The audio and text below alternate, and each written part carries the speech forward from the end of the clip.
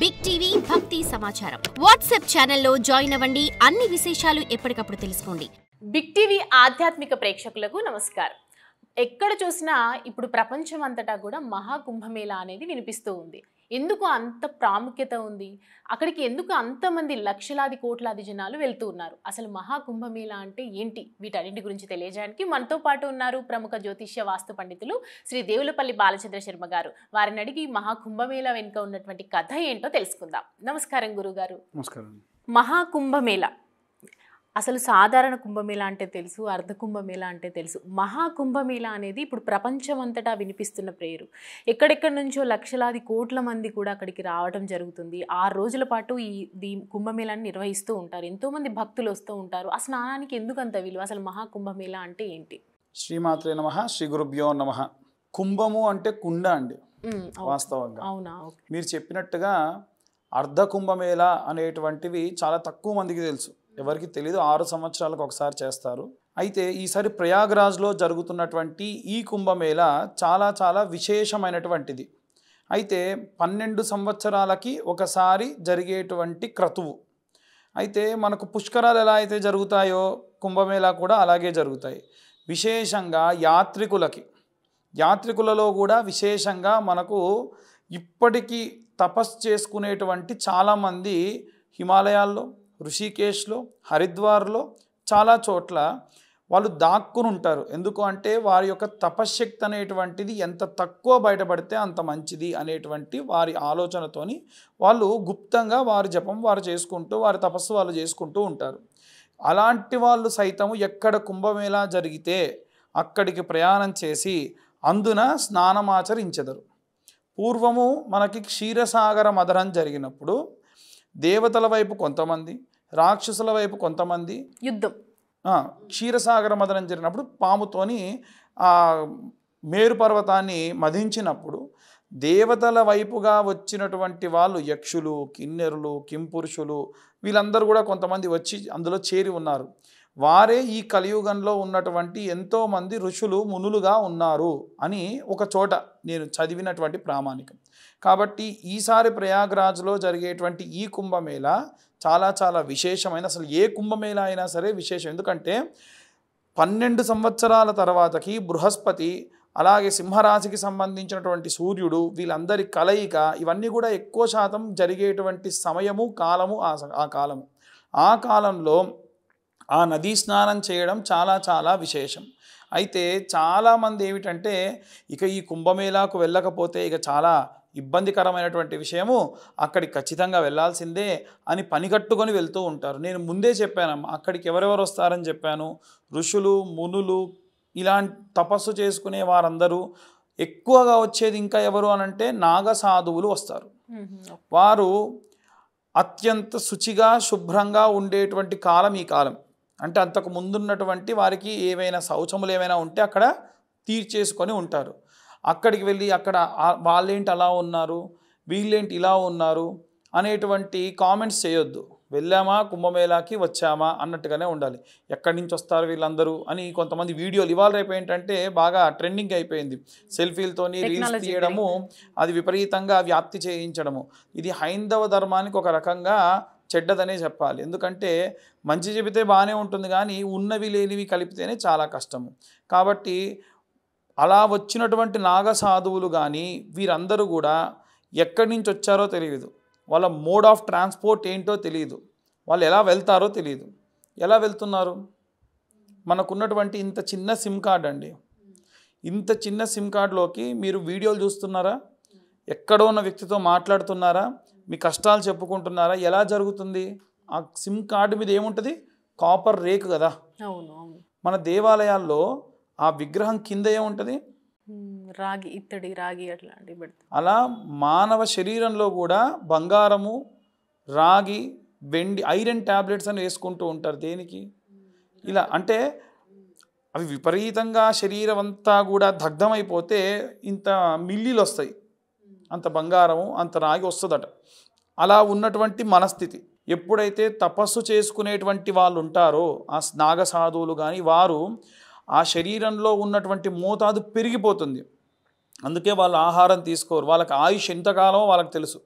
ఆ కుంభమేళాకు వచ్చేటువంటి వాళ్ళు ఆయుష్ ఎంతనో వాళ్ళకి తెలుసు. వాళ్ళు 80 సంవత్సరాలు బతుకుతామని తెలిసిందనుకోండి, 80 సంవత్సరాల పాటు గాలి పీల్చుకో అని చెప్పి దేవుడు చెప్పాడు.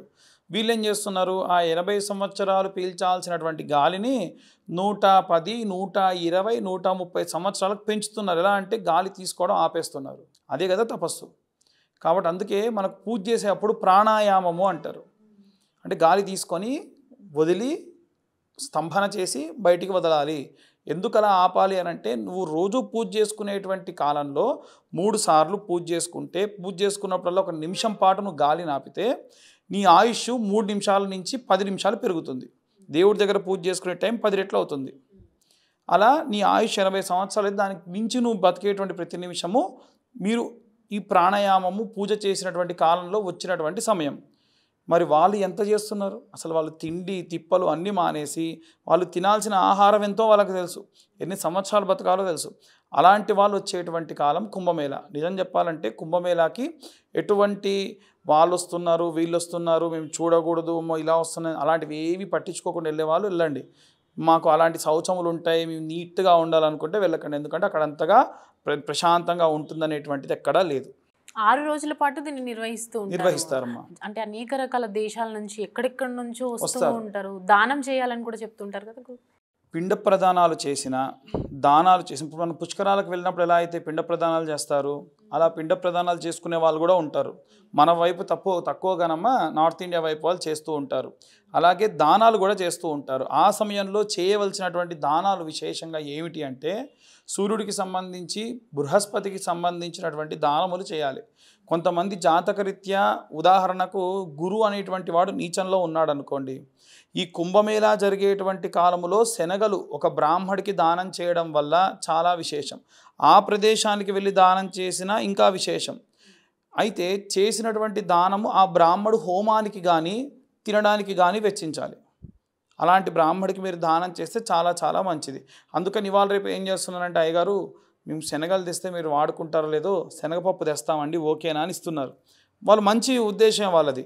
దానివల్ల ఇంట్లో వాడుకుంటారు. అతను రోజు జపం చేసుకునేటువంటి దాంట్లో కొంత శక్తి నాకు అన్నం పెట్టిన వాడికి కూడా బాగుండాలని కోరుకుంటాడు కదా, దానివల్ల దోషం అనేది పోతుంది. కాబట్టి అది మంచి పద్ధతి. అంటే ఆరోగ్యకరమైన దానం చేయొచ్చు. ఇది శనగలు దానం చేయొచ్చు, గోధుమ పిండి దానం చేయొచ్చు. ఆ సమయంలో ఎవరికైనా సరే అన్నదానం చేయొచ్చు. ఎవరైనా సరే అనాథ పిల్లలకు ఉంటే అన్నదానం చేయండి. అలాగే గుడ్డి వాళ్ళకి ఎవరికైనా సరే కాస్త మధుర పదార్థాలు రొట్టెలు దానం చేయండి ఆదివారం నాడు. ఎందుకు అనంటే, ఎవరు పట్టించుకోని వారికి మీరు ఎప్పుడైతే దానం చేస్తారో విశేషమైనటువంటి ప్రతిఫలం దక్కుతుంది. శని ఏలినాటి శని, అర్ధాష్టమ శని, ఈసారి షష్టగ్రహ కూటం వస్తుంది మార్చి కాలంలో.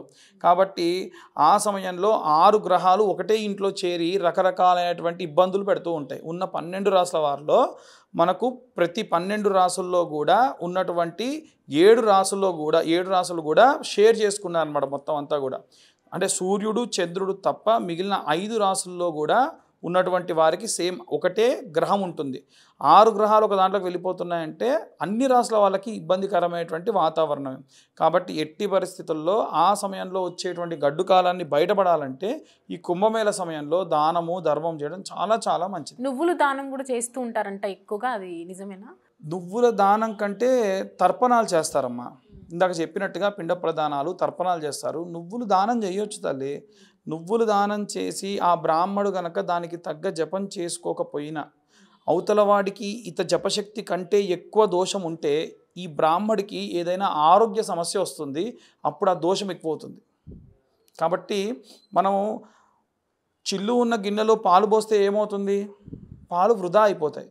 అలాగే ఇచ్చేటువంటి పాత్రత, ఎవరికైనా మనం దానం ఇస్తున్నామంటే అతను మంచి జపం చేయగలడా, అతను ఎంతకాలం నుంచి ఒక దేవాలయంలో పనిచేస్తూ ఉన్నాడు, అతను చాలా రోజుల నుంచి ఒక దేవాలయంలో నిర్దిష్టంగా ఉంటూ జపాలు చేస్తూ ఉన్నారు, అలాంటి వాళ్ళకి చేయండి, దానం ఇవ్వండి, తప్పులేదు. అలా అని ఇప్పుడు బ్రాహ్మణులకు దానం ఇవ్వద్దు అంటున్నాడు ఏంటి అని కాదు నా ఉద్దేశం. బ్రాహ్మణులకు దానం ఇవ్వండి, ఇచ్చేటువంటి వాళ్ళని ఇబ్బంది పెట్టొద్దు. మీకు 2000 ఇస్తా కావాలంటే మీరు శనిదానం తీసుకోండి అని వచ్చారు మొన్న. పాపం ఎవరైనా ఏమంటారు, లేని బ్రాహ్మడు బీద బ్రాహ్మడు అయితే తీసుకుంటాడు, తర్వాత ఆరోగ్య సమస్యలకు ఇబ్బంది పడతాడు. కాబట్టి ఎట్టి పరిస్థితుల్లో ధనం చూయించి దానం చేయకూడదు. ధనం ఇవ్వండి, అయ్యా మీరు జపం చేసుకుంటారు కదా, మీ ఆరోగ్యం బాగుంటుంది అంటే చెప్పండి, మీరు బాగుండాలి అని దానం ఇవ్వాలి మనం ఎప్పుడైనా. అలా చేయడం వల్ల దోషం రాదు. ధన్యవాదాలు గురుగారు. ధన్యవాదాలు. విన్నారు కదా మహాకుంభమేళా గురించి. అసలు ఎప్పుడు వెళ్ళాలి, ఎందుకు వెళ్ళాలి, ఎటువంటి వాళ్ళు వెళ్ళాలి, అసలు అక్కడికి వెళ్ళినప్పుడు ఎలాంటి జాగ్రత్తలు తీసుకోవాలి, ఎలా దర్శించుకోవాలి, ఏ దానాలు చేయాలి అనేది చక్కగా ఆయన వివరించారు. వీటిని పాటించండి, చింతించకుండా వెళ్ళి దర్శనం చేసుకోండి. For more videos like this, subscribe Big TV channel.